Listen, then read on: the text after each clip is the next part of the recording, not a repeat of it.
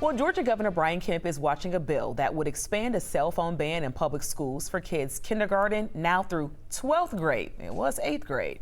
Lawmakers passed HB 1009 last week. Joe Ripley joining me now to talk about this. Joe, this gets the people talking. A lot of mixed reaction here.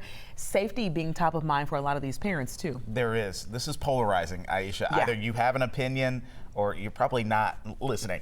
So proponents of this legislation argue that cell phones are distracting. They take away some of that focus outside of the classroom, and research has shown cell phone bans actually boost grades and mental health. On the other side, you've got opponents, though, arguing that banning cell phones and other electronic devices could put students at risk in case of an emergency.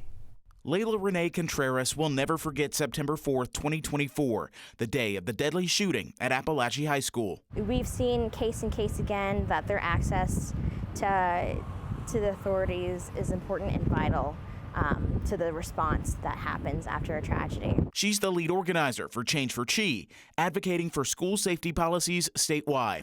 State lawmakers recently passed HB 1009, which would expand a cell phone ban for all public school students K through 12. When you go cell phone free, kids, the test scores go up, fights go down, and overall mental health of students improve. State Representative Scott Hilton sponsored the legislation, inspired by results seen in Florida schools. He calls classroom cell phone bans common sense. I hope we change the culture, really, so that kids realize that there is a place for technology, there's a use for it, but we've also got to learn to interact, to socialize. Hilton says HB 1009 will allow each school system to decide how to best handle the cell phone ban, whether teachers will take up phones, require students to keep them, or not allow them altogether.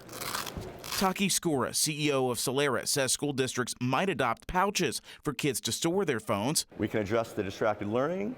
We can also give the parents the comfort that they can get in touch with their kids in the event of emergency. Layla Contreras worries banning phones could prevent students from communicating during an emergency. She says she'd rather prioritize other safety measures like weapons detection systems and safe storage laws. In the midst of a tragedy, you're not thinking about grabbing their phones and their cell phones. You're worried about and thinking about their safety and if they're going to be alive or not.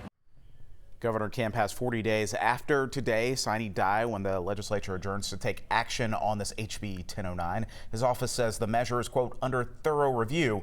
If signed, the law would take effect before the 2027-2028 school year. Okay, so let me just say, as an adult, I feel like I need a cell phone ban sometimes, right? When I delete, my TikTok and my Instagram, the level of productivity is insane. So I get it. But if something goes down, I need that phone. And that's where the debate comes in. What do students do with the phones in the meantime? Parents send their kids out the door. Maybe we'll hear from bell to bell. You're talking about a lot of time there. And so do they use the pouches? Do the teachers collect the phones and then give them back at the end of the day? Or do students just not carry phones at all? I don't know if that's realistic in the world today. All right. I'm sure this one might be keeping Governor Kemp up at night. We'll see what he decides to do. Stay with us. Your full forecast.